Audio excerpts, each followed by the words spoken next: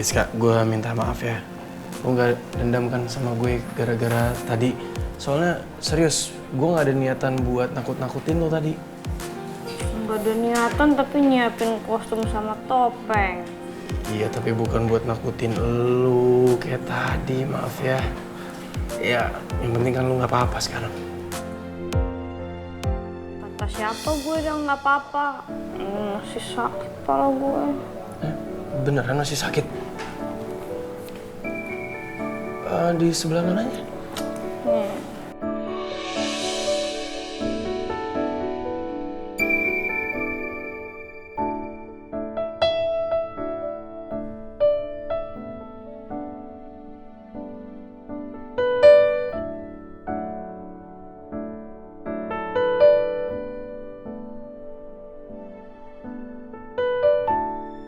Ini, sebelah sini. Kayak masih sakit? Masih. Ini juga sakit yang ini. Ya udah kalau emang masih sakit, mendingan kita ke dokter aja ya, diperiksa di sana. Jadi kan jelas gitu. Siapa tahu dapat obat juga kan? Ya, gue anterin deh. Makanya jadi orang tuh jangan ajaib-ajaib banget coba.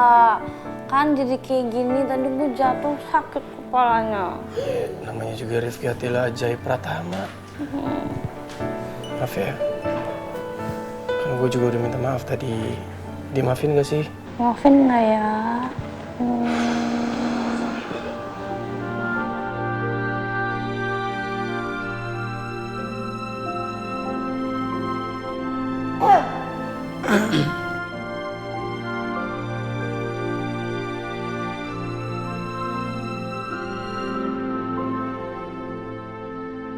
Gue pengen lihat seberapa berharga seorang Rifki dalam hidup lo, Rin. Udahlah, gue cabut aja ya.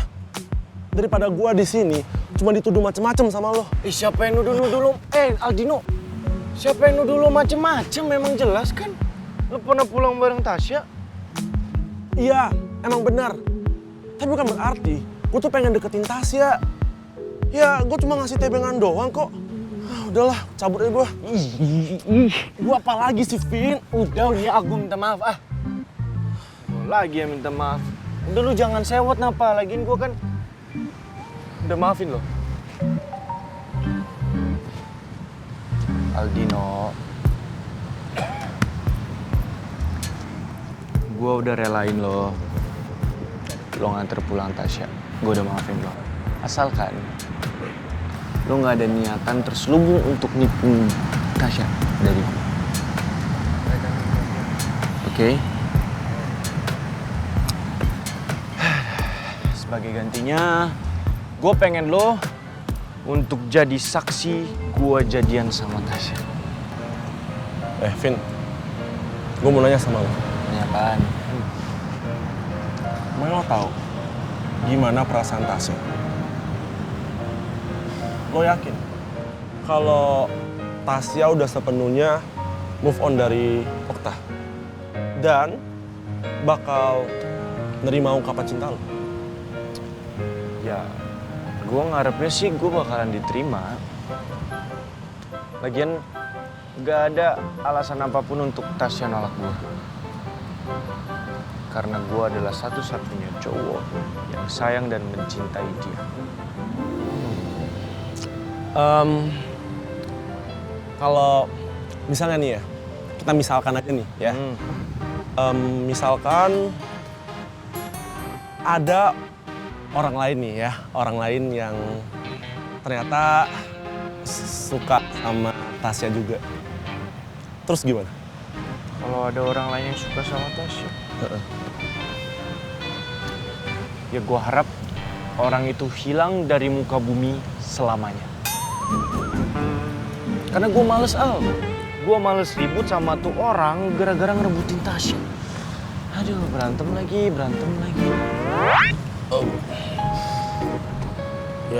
Ya nggak gitu juga kali, serem banget. Ya biarin aja. Lagian kenapa lo senewen banget? Emang lo tahu ada yang suka sama Tasya?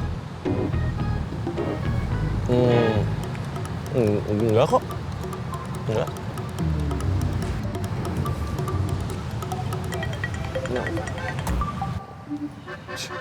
Udah yuk, siap-siap di situ tuh. Yuk. Dit, lu gak bakal diem aja kan ngeliat kejadian tadi? Pentulannya geng kabel itu loh, soker banget sama keras lo. Masa lu diem aja sih? Ih. Itu mah dia sengaja ngeledekin lo. Padahal jelas-jelas lo itu duluan yang nolongin Giska. Bercanda Woi, Wan, gak pernah tangan lo kayak gini, Wan. Kali ini akan gue biarin. Biarin, maksud lu gimana? Lu udah move on dari Giska? Terus lu udah gak mau lagi perjuangin dia mati-matian? Siapa bilang, Man? Gue sih masih akan tetap menggunakan cara gue sendiri untuk dapetin Giska. Tapi bukan berarti lo mau gencatan senjata kan sama geng kabel kusut itu. Ingat Radit, lo tuh El Presidente kita, pemimpin di sini yang mimpin buat ngancurin geng kabel itu. Gue dendam sama geng kabel bukan karena gue jealous doang sama Rifki sama Giska. Ya elah, buat apaan? Emang gue delon? Ya udah jelas-jelas gagal move on. Apa lo? Marah. Maksud lo apa menghina gue? Lo lupa, lo bisa ikut kita kesini karena udah ngejual nama gue. Jadi lo nggak usah buat masalah sama gue. Terus apa? Gue harus sujud terima kasih sama lo atau gimana? Emang apa salahnya sih omongan gue? Udah jelas-jelas, lo tuh emang gak suka juga kan? Kalau Karin ini dicaperin sama Rifki. Lo juga gak usah cemen, men. Lo juga mau kan geng kabel hancur.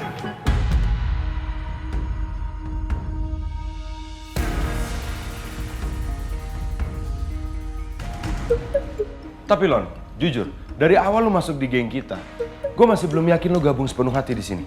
Kayaknya lu masih belum bisa ngeblend sama geng kita. Mungkin Delon itu harus ngelakuin sesuatu yang wow buat kita. Buat ngebuktiin kalau Delon itu jiwanya udah sefrekuensi sama kita. Ya itu pun kalau Delon berani dan punya nyali. Ya nggak? Nyali. Gak boleh kayak gitu, Man. Oke, gue bakal ngebuktiin ngerebut Bella dari Nadif. Dan buat geng kabel pecah satu persatu.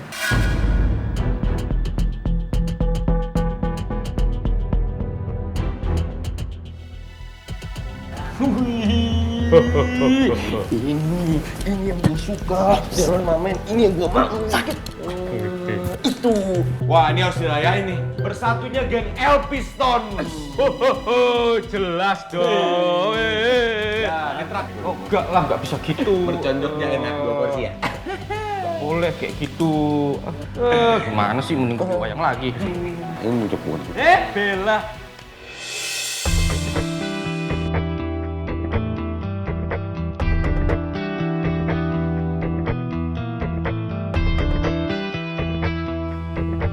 Hai, Bel. Enak.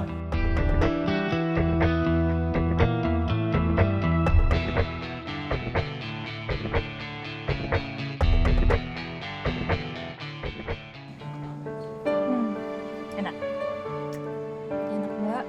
Kangen banget sama teh ini. Bikinannya Mbak kan enak. Loh, Okta, Iya Bu, baru pulang kok mau pergi lagi toh? Mau kemana? ada urusan sebentar Bu, mau keluar aja. Bentar aja. Siapa ini, Mbak? Ini Okta. Dia ngekos di tempat kosannya Mbak. Okta, kenalin. Ini adiknya Ibu yang dari Jakarta. Halo Tante. Halo, Oh, Tante. saya Nurma. Tante permisi ya. Ibu permisi. Ya udah, hati-hati ya. Iya Bu.